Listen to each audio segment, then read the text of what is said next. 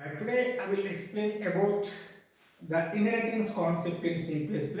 It is one of the main feature of object-oriented programming concept. Isn't it? But what is inheritance? Why should we use inheritance concept in C++? What are the advantages of the what is called inheritance? I will tell you in today class.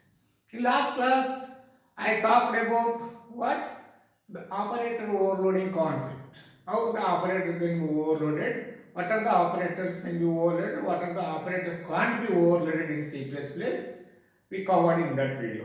In today, the inheritance is very important features of object-oriented programming. How it will be implemented in C++, we will see. Then what is the definition of the inheritance concept? The definition of the inheritance concept is called the mechanism of or the process of creating or deriving a new class from the existing class is called as the what?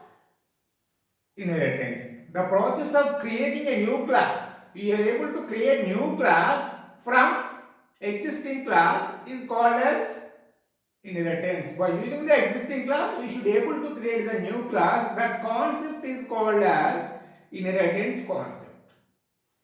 Then the new class is also called as what?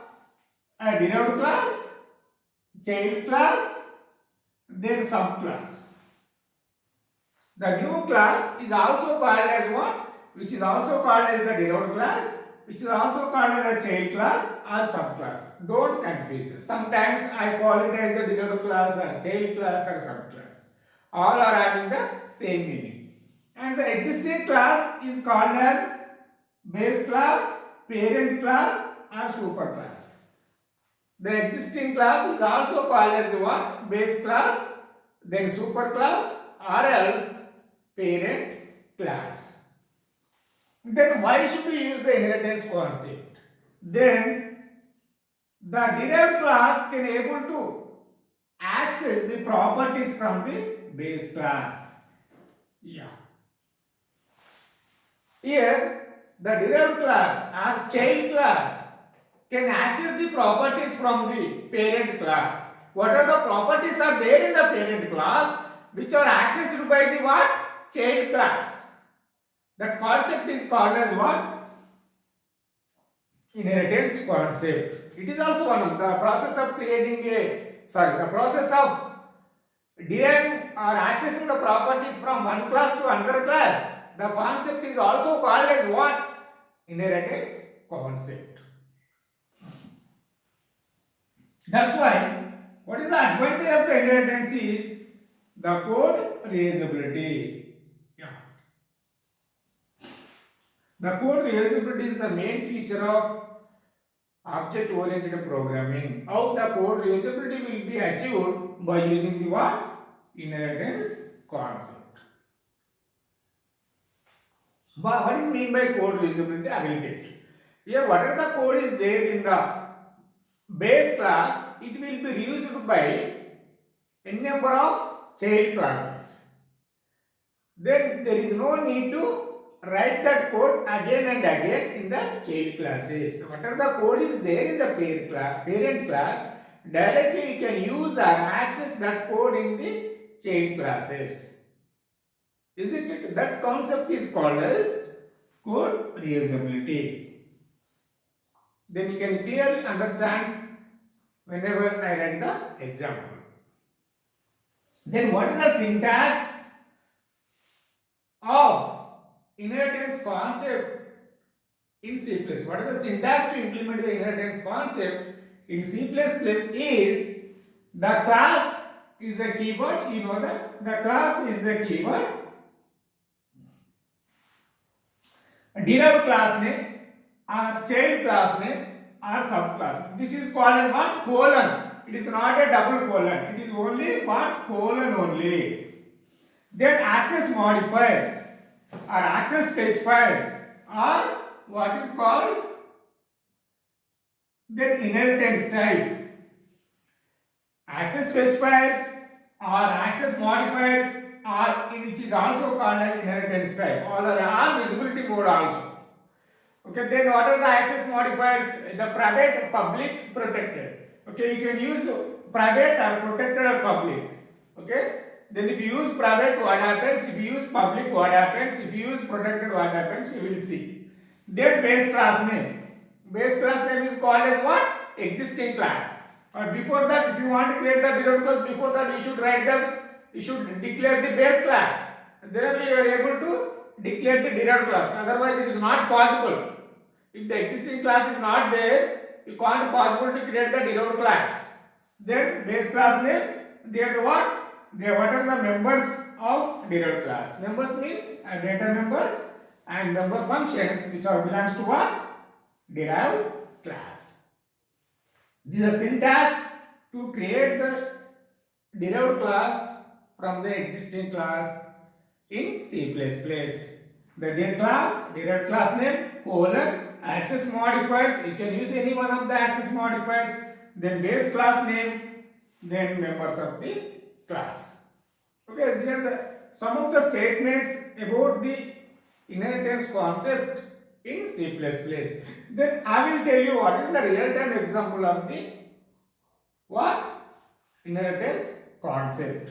Then we can get easily. Here just I erase this syntax. After that anyway I will write the example for it.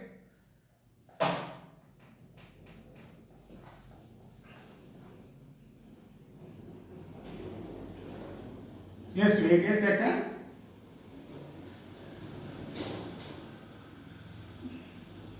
Yeah. For example, father, then son. Here the example of inheritance is a father-son relationship. A father-son relationship is the example of what? Inheritance concept. Here this is the father, this is the son. Okay, this is the father, this is the son. Here the father is what? The father is also called as what? A parent class or super class or base class. Okay, this is called as what? Child class or subclass or derived class. All are having the same meaning. This father is the parent class, child is the son is the child class. Here what is happening is what is happening? The son class can able to access the properties from father. The son class, whatever the properties are belongs to the father, which are also belongs to what? Son. Suppose he is having the properties like one floor. He constructed the ground floor, G floor. He constructed the G floor building. Okay. Then his properties belongs to what? Father. It is a parent class. In the parent class, the father is having the property is one building. It is building only ground floor. It is not having the first floor, second floor, third floor. But it is also belongs to what? The son can able to access the properties of father. Here it is also belongs to what? This is inherited from father. Here father. Here this is also belongs to what? Son class. In addition to that, he constructed extra floor. Ground floor can be accessed by the father. In addition to that, he constructed first floor. Are you understanding? He constructed the first floor.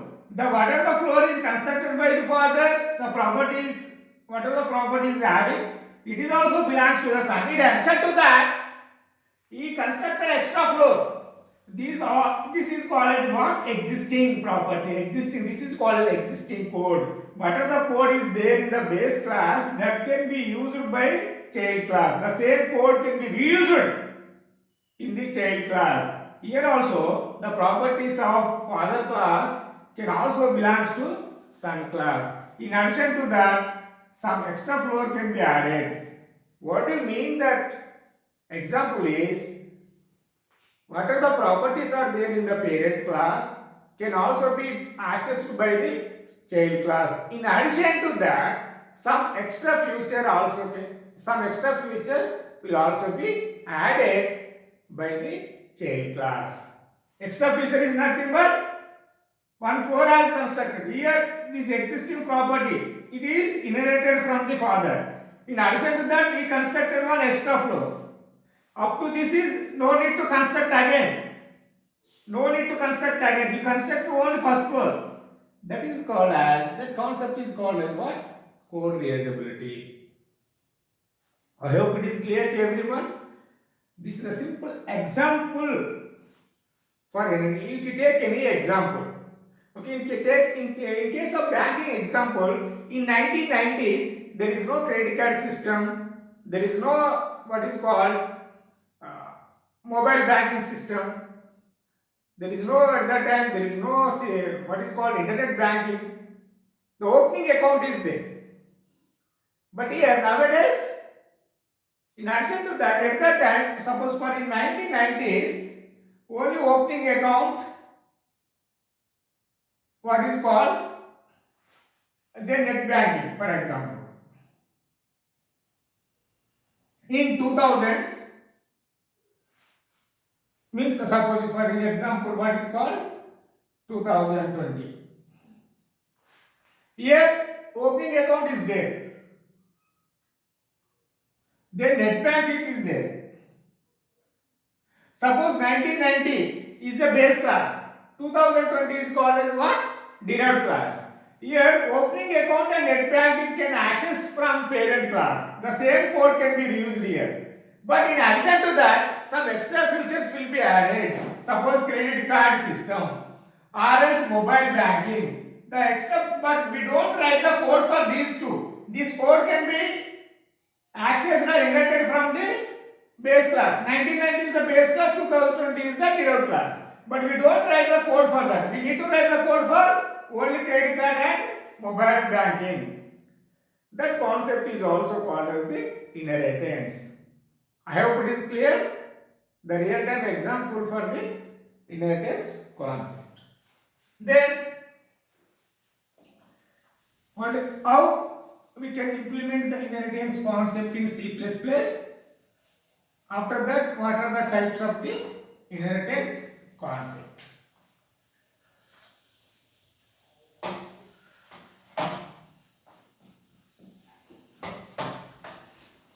It is very important feature of object-oriented programming which is implementing in C++. Then we will see how it will be implemented in C++.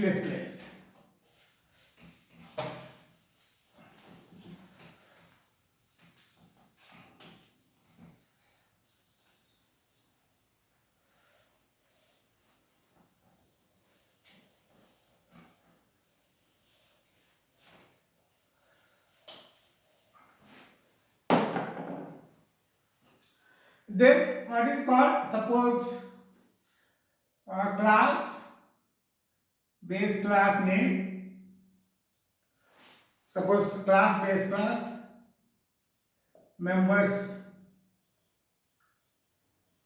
of base, class. Then here class derived colon.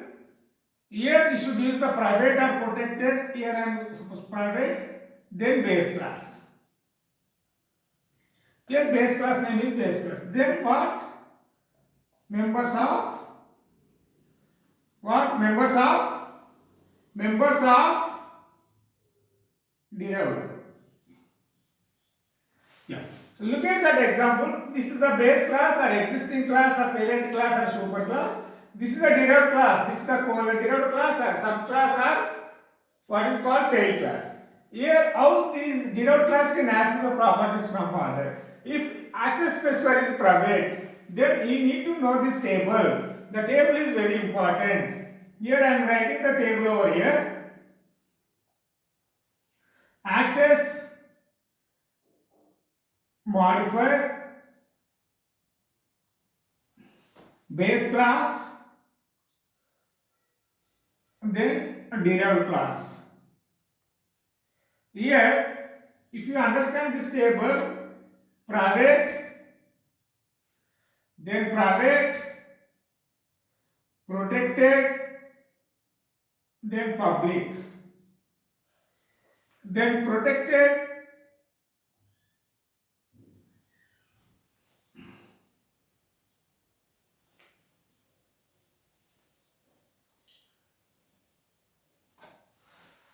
then protected, then private, here protected, public.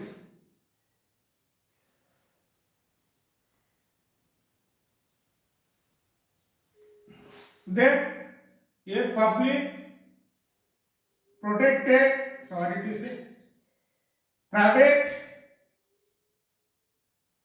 protected, here public. Here, if it is private, the access modifier or else inheritance type or else, okay, inheritance type or access modifier, access specifier, all are having the same meaning. If it is private, how do we access the members of the base class from derived class? That is the concept. If it is private members of the base class, suppose private int x, here if it is what it comes, then private is not accessible in the not accessible.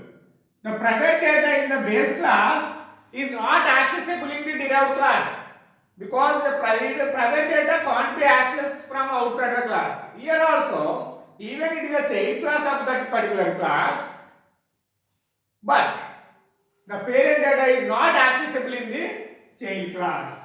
Suppose it is a protected.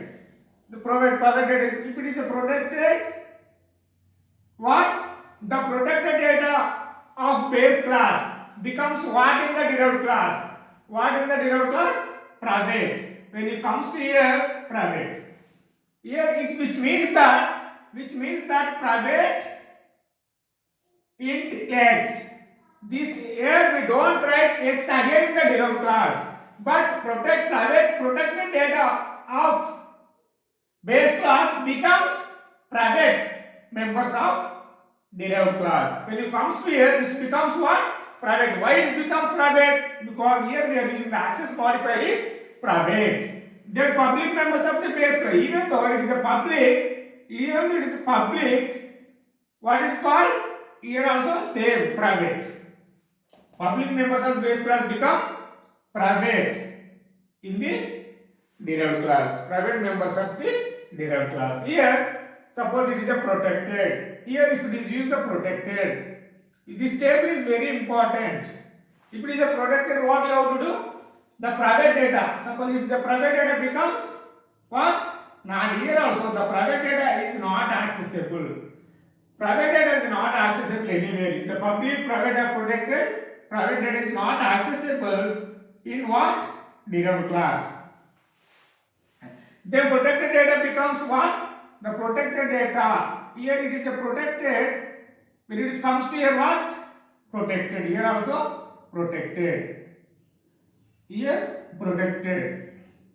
Here also public members of the base class becomes protected.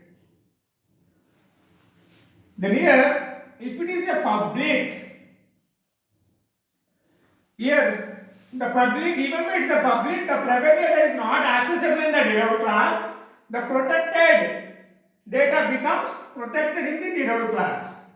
No change, which remains same. The public members of the base class, suppose it is a public, it is a public what? It is a public int x. Then here also what? Public. Then here also what? Public. Protected are public members. Protected becomes protected. The public becomes public members of the base class. Here also public. Yeah, listen carefully. Here, if it is a private, even if it does not use any access modifiers, just class derived class colon space base class name. Then by default it belongs to what? Private. If it does not use any access modifiers while creating the derived class, by default it is a private. By default the access modifier is a private. Then private, if it is a private, here private not accessible if you use any access modifier. The protected public members of the base class, private members of the derived class. If it is a protected, the private is not accessible in the derived class. The protected public members of the base class becomes protected. Here protected members of what? Derived class. Here public, the private is not accessible in the derived class. The protected data becomes protected in the derived class. The public members of the base class become public members of the derived class. You must know this table. If you know this table, you can able to write the example in C++ by using the inheritance concept. This is very important. Then next we will, what are the types of inheritance? Then types of inheritances. Then after that I will write the example for what are the types of the inheritances will be there in C++. Yeah, listen carefully.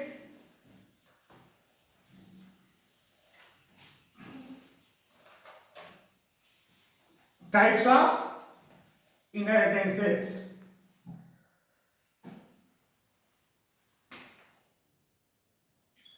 Types of inheritance.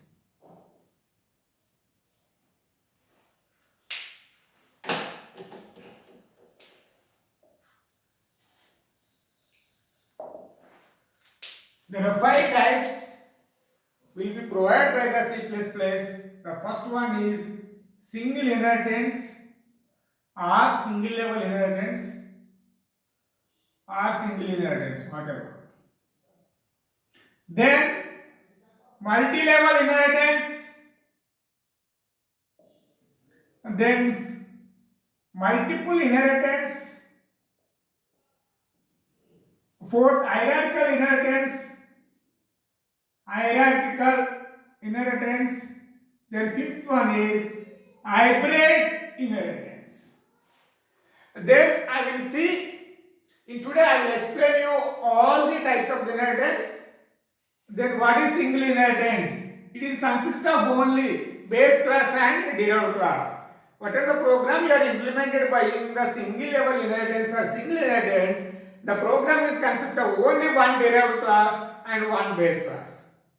That concept is called as what? For example, A and B. Here what? Here it is called as what? Base class. Then here a derived class or child class or subclass. Here class B can able to access the data from class A. If the program is consist of only one base class and one derived class, that concept is called as what? Single level inheritance. The class B can able to access the data from class A. That is called as the single level. Multi-level. The derived class can be derived from another derived class. The derived class is created from another derived class. That concept is called as what? Multi-level. For example, A, B, C. Here base class, here derived class, here derived class.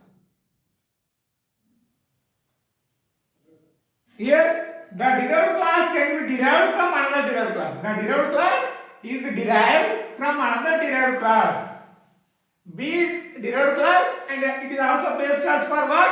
Class C. This is the example is called as what? Multi-level inheritance concept. Then single level, multi-level. If the program is consist of any three classes, the three classes having this type of hierarchy, that concept is called as what? Multi-level. Then what about the multiple? To create the derived class from two or more base classes, to create the derived class from two or more base classes, that concept is called as what? Multiple. For example, A, then B, then C. N number of base classes, then D. Here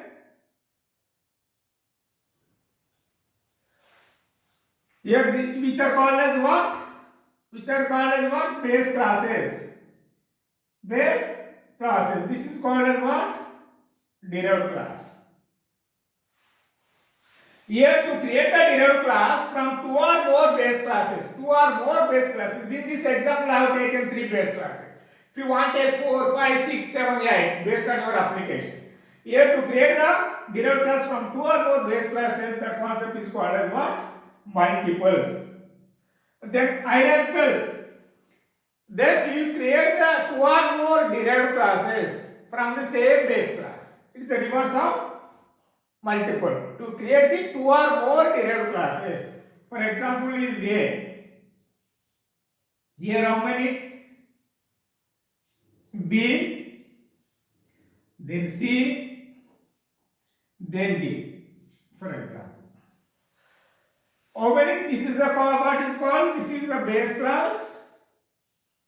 This is which are called as what? Derived classes. Which are called as derived classes. This concept is called as what? Hierarchical inheritance. To create the two or more derived classes from the same parent class, that concept is called as what? Hierarchical. Then what is about the hybrid? The hybrid is a combination of types of inheritance. Combination any two types of the inheritances is called as what? Hybrid inheritance. There is no separate definition for the hybrid inheritance. Combination of any two types of the inheritances is called as what? Then hybrid inheritance.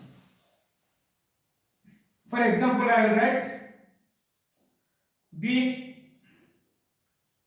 C, then D. In this diagram involves two types of the inheritances. The first one up to this part is what? Multiple. What is called hierarchical. This is called as what? Hierarchical.